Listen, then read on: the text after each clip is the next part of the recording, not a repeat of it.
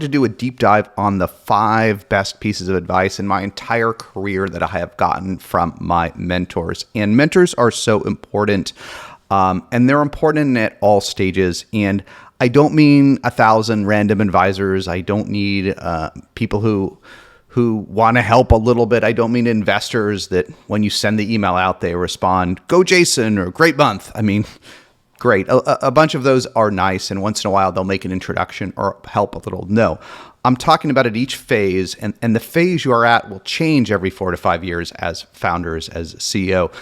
1 or 2 folks that have literally done it before, that are invested in you, that a couple times, that will keep close enough tabs on you that a couple times a year, when you have big decisions to make, big issues, big things to grapple with, they could really help you. We all need those. I've needed those when I've looked back on the biggest mistakes I've made as a founder. It's usually not having the right mentor, the right person to help me think through the tough decisions. So of all the years, what are the 5 best pieces of advice I have? The number 1 piece of advice I got, I remember back in the day, the early days of Adobe Sign, Echo Sign when I was CEO, and we were going to fail. We were going to run out of money. We were not growing quick enough. My co-founder had walked out the door. My CTO was angry at me. With hindsight, we weren't doing as badly as I thought. We had hundreds of happy paying customers, but the product really wasn't there, and we were going to run out of money, and I just did not know what to do. And I went to my old boss, Mark Selko, who is now a general partner at Costa Nova Ventures, but he had been one of my first internet boss. And I went to Mark and I said, "What to do?" And he's one of the nicest, most generous people. And he kind of gave me a scowl. He's like, "Well, how many of your customers and prospects have you visited in person this month?" And I said, "None. I'm sitting in front of the computer, typing on the keyboard, waiting for leads to come in." And he just shook his head. I wouldn't say it was with disdain, because he's a great, positive person, but it was with disappointment. It's like, you got to go visit your customers. And it was an aha moment for me. And I got out there and I visited all the top customers and just talked to them. It's more important. We do a lot of this when things are going great. We do a little victory lap and we go meet with our big customers because we're supposed to do it, and we take them out to lunch or do whatever you do. But no, this is more important in tougher times. Your existing customers, if they've renewed, if they're using your product, if they're active, they're highly engaged. They are thinking about the problems you're solving. They know your feature gaps, not all of them, but they know the ones that matter to you. And they know the things, at least from their perspective, that if you could just get that done, if you could just get there, it would be a game changer. And my old boss and mentor was right. And I went out and did that and met with all of our top customers, the BTs, the GEs, the Comcasts, and others. And I just learned so much. I learned really it was a kick in the arse to go out and build some of the core gaps that we still had, and it worked. It worked. And I give this advice again and again, and I see way too many founders, when times are tough, retreat. I see this 9 times out of 10, they hide. They don't get out and visit customers. They retreat. They cut the burn. Maybe they'll do a layoff or 2, and they'll settle for mediocre growth or even no growth. But I ask founders that are going through tough times, I asked what my old mentor told me, "How many of your customers have visited this month?" And too often I hear 0. Too often, you're not going to learn anything staring at your keyboard. You're not going to learn anything hoping. You're not going to learn anything building features that might or might not work. But you will always come back from your top customers inspired, maybe beat up a little bit, but inspired with where to take the company. So that was the best advice. When you don't know what to do, go visit your customers. It always works on so many levels. Point number 2, and I still struggle with this today, but you'll see so many VCs say this, and it took me a while to get it, but you've got to become a tenacious recruiter. I see so many founders stall out somewhere between 4, 5, 6 million ARR, and then again, maybe at 10 to 15 to 20, and again after that, if they are not tenacious recruiters. And what I mean is, look, you can't get anywhere as founders if you're not a decent, like, sequential recruiter. Like, you got to find a good co-founder, and then you got to find a good sales rep, and then a good marketer, and a good VP of sales, and a good VP of product, and VP of eng. But a lot of us are really sequential recruiters. When we have a desperate need, we kind of drop some things and we go out and we hire one person. Frankly, I still have those weaknesses today.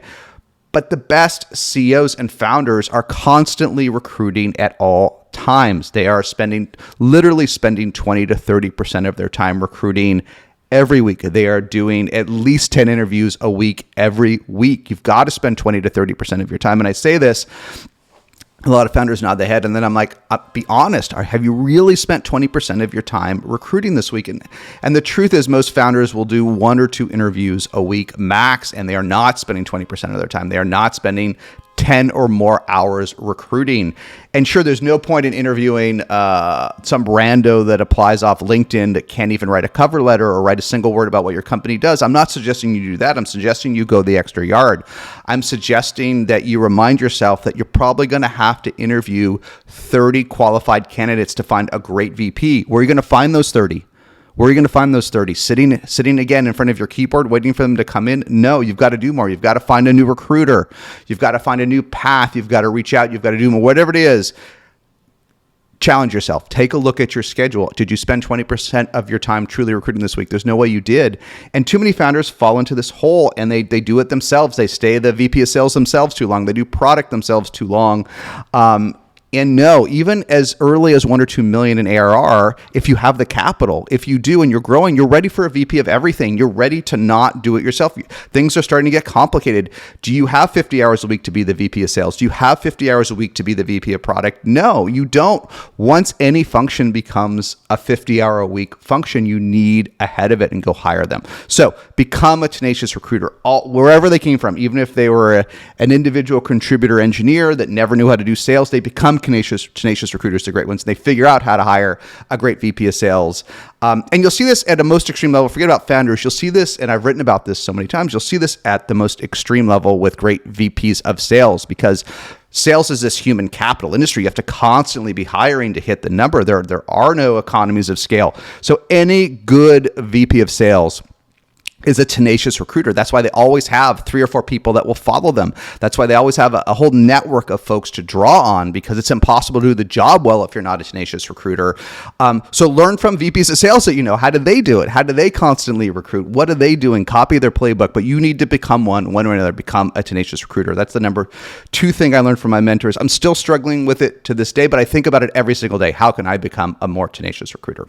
The third one, this was some advice I got very early on from an old boss, and I'm struggling to rethink it in today's world, but it's don't let the good ones go. Don't let the good ones go. And the world has changed. The world has changed. It used to be, it was mainly pirates and romantics and startups. It used to be only startup people did startups. It used to be, you had to be a little bit kooky, maybe even a little bit weird to join startups. Now startups are very mainstream, and it's changed everything. It's changed how long people want to stay in roles. It's changed how they approach roles with startups. It's changed expectations. Turnover is higher, voluntary attrition's higher, side hustles are everywhere. But you still got to make sure the great ones, don't let them go. Never. And I love it. And what this means is a couple of things. Your startup's going to change as you know, everyone talks about and writes about. You won't be the same at 10 million ARR as you were at 1, and you won't be the same at 30 as you were at 10 and 100 at 30. Of course, that's true. And one way you can look at it is, hey, I've got to constantly be hiring new people. And you do. If you're lucky, half your VPs can scale from one phase to another, can fit that one transition to another. And that is why there is a lot of transition at the VP level over 24 months. But you don't want that. You want to keep them. So look, if they're good, find a place for them. And one of the classic mistakes you see all the time is a company hits a certain phase, and that great first VP of sales is not, it's not clear they can be the CRO at 100 million, 200 million ARR, and the founders bring in some CRO and that first VP of sales leaves. No, that's a tragedy. That's a tragedy. If that person is the one that got you from nothing to 10 million as your head of sales, keep them whatever it takes. If you need to change their role, if they need to be VP of commercial sales, which is a common way to do it, you take that existing VP of sales and you have them handle the smaller customers that sometimes the CRO doesn't want to do. That's a classic way to do it. A VP of something, even an SVP of something. I never see it work out well when some fancy CRO comes in and that great first VP of sales departs quickly. No, that's the most extreme example. Never let them go. Yes, do you have to top people? And I know that term can almost be triggering. Do you have to level people and hire folks above people? Yeah, at least half your VPs are going to need to be top, but that doesn't need, here's the key insight. It doesn't mean their role needs to be shrunk. If you've got a great person that's your first head of product and you bring in this chief product officer, I mean, heck, 90% of the chief product officers I know are not hands-on. Most of them don't even visit customers. It's a tragedy. Find that first head of product and make them VP of like new products, VP of integrations, VP of something. Don't let all that expertise, that passion, that knowledge go out the door. Whatever you do, don't let the good ones go. And this is for managers as you scale, but it's also for ICs. And the original time I got this, I remember when we were scaling, one of my best engineers, I could see him on his mobile phone in the driveway, and I knew that was strange. And I went out and I chatted him, you're not thinking of going, are you? And he's like, yeah, I have this offer. I'm like, okay, I screwed up.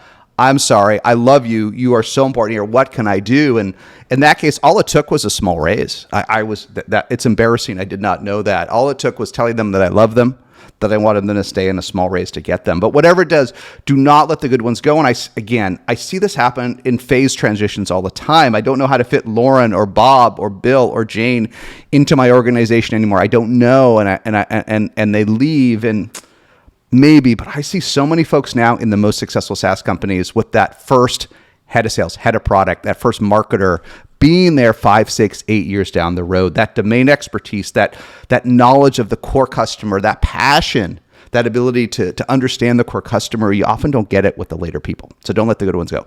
Okay, point 4 is really a meta point on what we've been talking about, but go find that great mentor.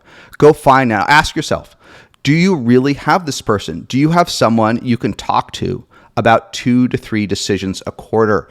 For real, not someone that's going to give you platitudes, not someone that worked somewhere fancy per se. That's not enough. But the one to talk to about the 2 or 3 things that matter. Should I invest my limited capital there? Should I make this risky hire? Should I sell my company?